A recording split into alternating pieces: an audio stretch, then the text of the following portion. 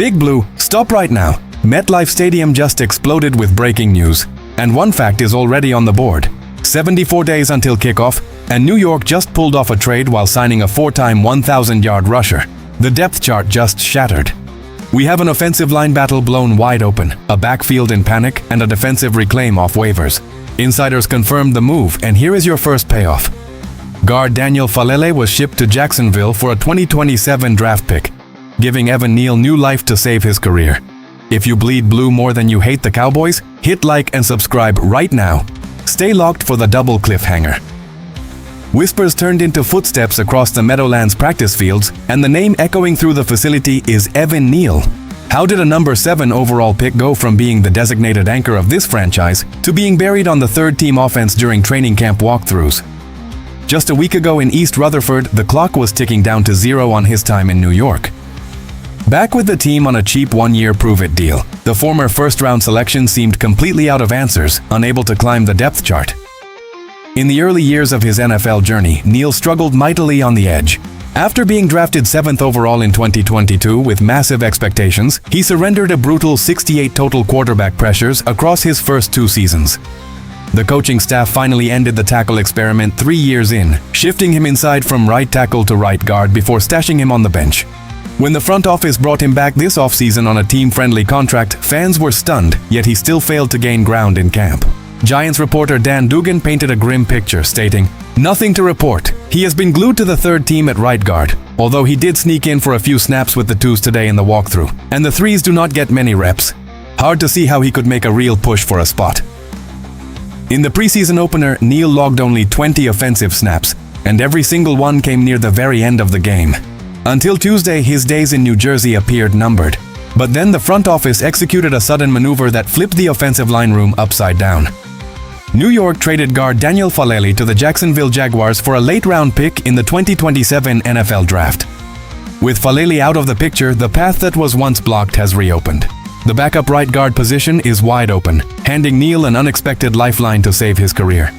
However, Neal's path to making the final 53-man roster remains an uphill climb.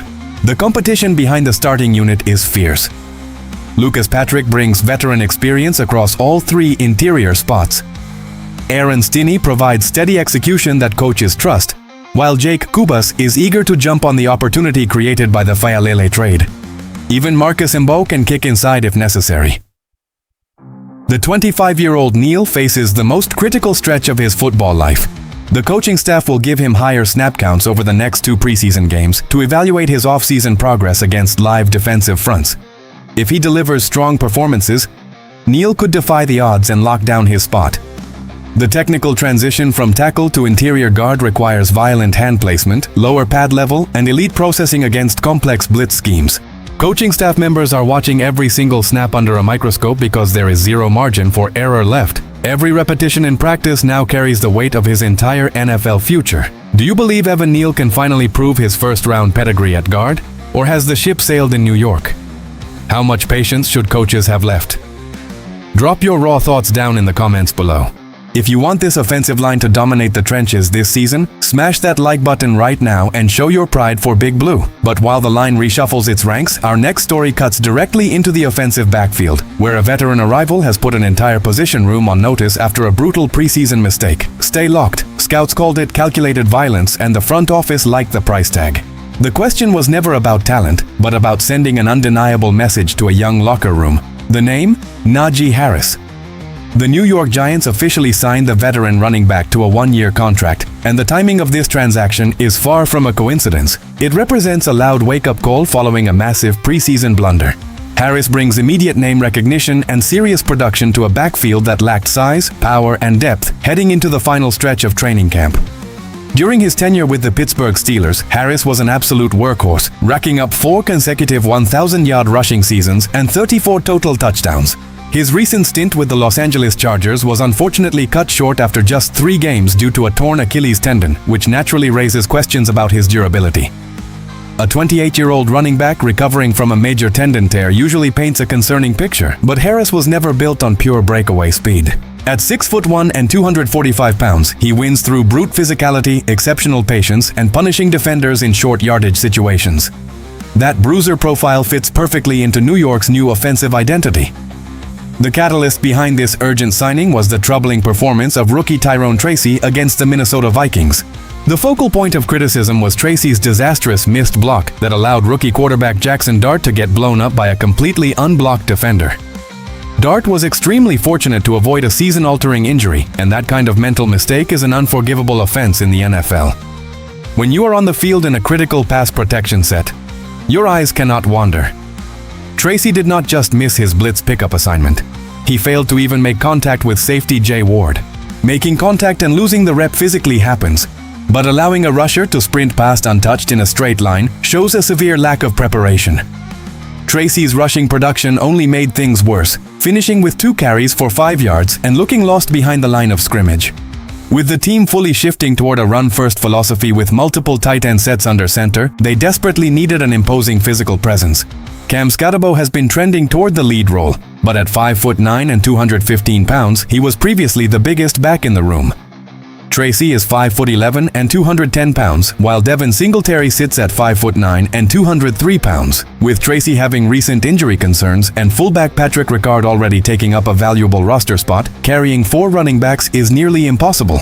Singletary made a strong play on a screen pass against Minnesota to help his case, meaning either Tracy or Singletary could be the odd man out if Harris proves healthy. Adding a downhill thumper gives the offense the exact physical edge required to convert third and short situations late in games. The margin between making the roster and getting cut has shrunk to razor-thin margins for every ball carrier in the facility.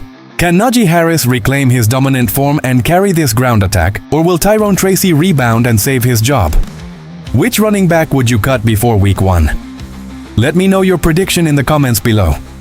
Hit that like button if you believe a bruising run game is the key to winning the NFC East. But as dramatic as the backfield war is turning out to be, our third story takes us straight to the defensive trenches, where a massive weapon was just reclaimed off the waiver wire in an unbelievable twist of fate. Stay tuned. A move 3 weeks in the making. Sources say the paperwork moved the second roster space cleared. The identity everyone is buzzing about? Defensive tackle Ben Barton. Standing at an imposing 6'5" and weighing a colossal 324 pounds, the undrafted rookie out of Wisconsin has taken a whirlwind journey across the Meadowlands.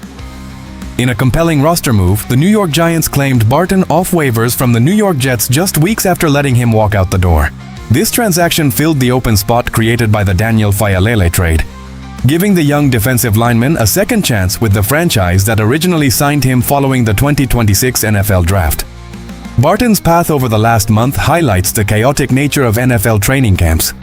After going unselected in April, the Stratford, Wisconsin native signed with Big Blue and reported to camp at the Greenbrier. However, on July 30th, the front office waived him to create room for linebacker Anfernee Orji, a special teams veteran returning from an ACL injury. Just 2 days later, the Crosstown Jets scooped him up on waivers, adding him to their 90-man roster while releasing long snapper Garrison Grimes. Now, barely 3 weeks later, Barton is back wearing Giants blue in East Rutherford. During his collegiate career at Wisconsin, Barton developed into a relentless interior presence. As a senior in 2025, he started all 12 games, logging 360 defensive snaps while racking up career highs of 24 tackles, 2.5 tackles for loss, and 1 sack. Over his 44 total college appearances, he accumulated 63 tackles, 3.5 tackles for loss, 2 sacks, and 8 passes defensed. Scouts were particularly blown away by his raw upper body power at his pro day, where he cranked out 33 repetitions of 225 pounds on the bench press. That bench press number would have ranked near the absolute top of all defensive linemen at the NFL Scouting Combine. Combined with his massive frame, that strength makes him an intriguing developmental piece for a Giants defensive line still searching for depth after the departure of Dexter Lawrence. Barton's game is built on anchoring against double teams, pushing the pocket, and clogging up interior running lanes rather than chasing plays in space. While his 40-yard dash time of 5.41 seconds will never turn heads, his explosive lower half push and heavy hands give coaches plenty of reason to invest in his development. For Barton, this waiver claim represents a massive opportunity to prove he belongs on an active NFL roster. The defensive tackle room remains crowded with veteran players, but the coaching staff clearly saw enough during his initial camp stint and his recent preseason film with the Jets to bring him back. Whether he secures a permanent spot will depend on his ability to translate his physical tools into consistent disruption against pro competition.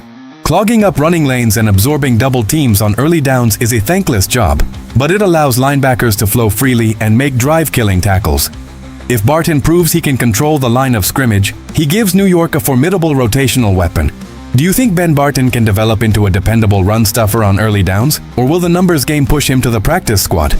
How crucial is defensive tackle depth for this defense? Share your honest evaluation in the comments.